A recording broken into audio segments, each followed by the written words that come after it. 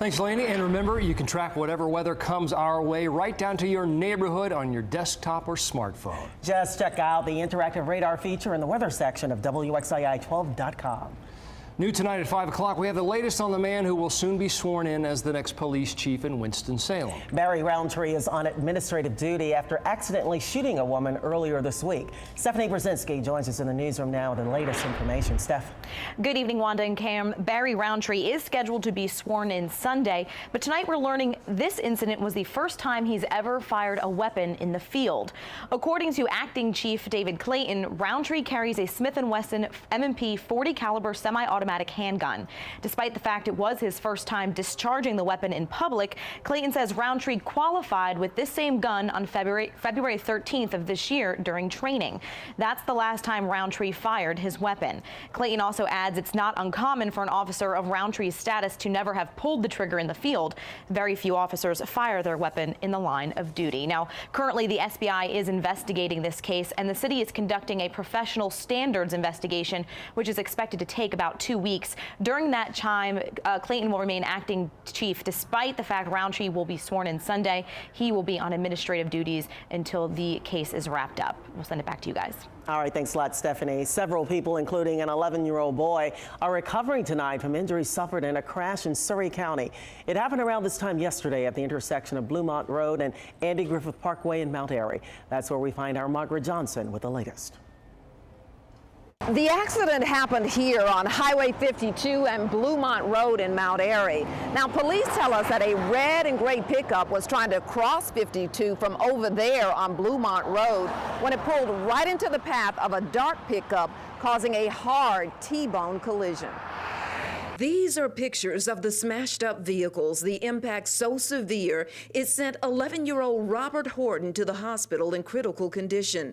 3 other people were also hurt, but the child got the worst of it.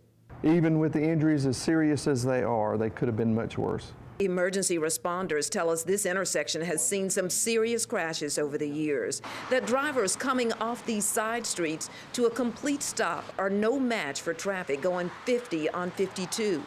Plus, the way the road curves makes it hard to see what's coming down the hill. There have been a lot of serious injuries there. We've actually had pedestrians struck there with fatality. At one point in time, several years ago, there was a small child crossing that intersection that was struck by a vehicle. If you had to look at intersections throughout the city, that'll probably be one of the intersections in the top 10 that we deal with major accidents. The accident is still under investigation, and so far, no charges have been filed. In Mount Airy, Margaret Johnson, WXII 12 News. It was around this time yesterday that we brought you the good news that former Guilford County Commissioner Billy Yao is now in fair condition 1 week after he was seriously injured in a workplace accident. Today, Guilford County Sheriff B.J. Barnes talked to WXII 12 News about Yao's improvement. He's walking with assistance, and that's the type of thing that, but it's good that he can get up and move, and as I say, move around, because again, he took a terrific blow to the face and to the head. Sheriff Barnes tells us that Yao remains in the hospital and will most likely have to undergo some plastic surgery. The Walnut Cove Police Department is being disbanded. Last night, the Board of Commissioners voted 3-1 to get rid of the police department. Instead, the town will now contract with the Stokes County Sheriff's Office. Town leaders say that's going to save about $200,000 a year. Those changes will go into effect later this year. Governor Pat McCrory was in Guilford County today touring downtown Jamestown. While there, he addressed the recent Moral Monday protests outside the General Assembly, coordinated by State NAACP President the Reverend William Barber. They want to keep the current policies that have resulted in North Carolina being the 5th highest unemployment rate in the country. I don't. I think we ought to try new ideas. And that's what I'm attempting to do in a very pragmatic, strategic way. And me and Reverend Barber disagree with each other. Respectfully, I'd respectfully disagree with the policies that he wants to keep intact that have been failed policies. Moral Monday demonstrations started 2 months ago, focusing on policy supported by the Republican majority in Raleigh. Hundreds of people have been arrested. One of those policies under scrutiny cuts to unemployment benefits for new claims, and it happens this weekend. It affects 170,000 people whose 6 months of state benefits expire between July and January. At stake, more than $700 million in benefits. North Carolina is the first state in the country to make cuts to unemployment benefits. Supporters say it will help the state pay back $2.5 billion borrowed from the federal government. North Carolina's redistricting case is no more. Judges considering arguments today denied the case following the U.S. Supreme Court's decision on voting rights this week. It challenged maps that Republicans created in 2011 that opponents say draw lines according to racial gerrymandering. More testimony today in the second-degree murder trial of George Zimmerman in Florida. Today, jurors heard from more witnesses of this struggle between Zimmerman and Trayvon Martin, a struggle that ended in Martin's death. Did you notice any blood on him, sir? Yes. And where did you notice the blood? Down his nostrils, streaming down both sides of his lips, I believe. Of his lips.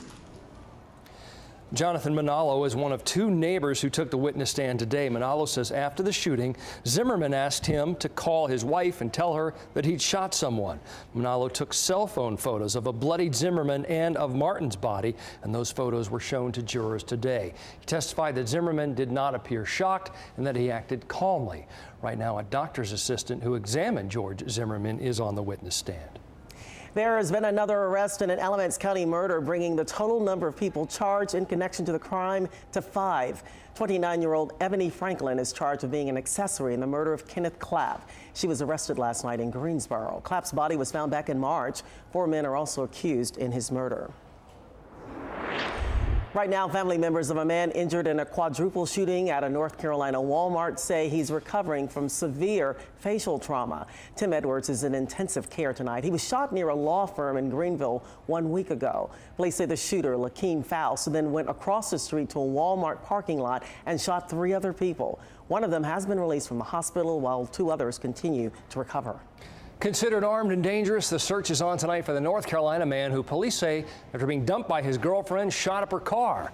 Deputies in Rockingham County are looking for 24-year-old Darrell Irving. They say last night he fired several shots into his ex's car on Ruffin School Road in Ruffin. She was inside the car at the time.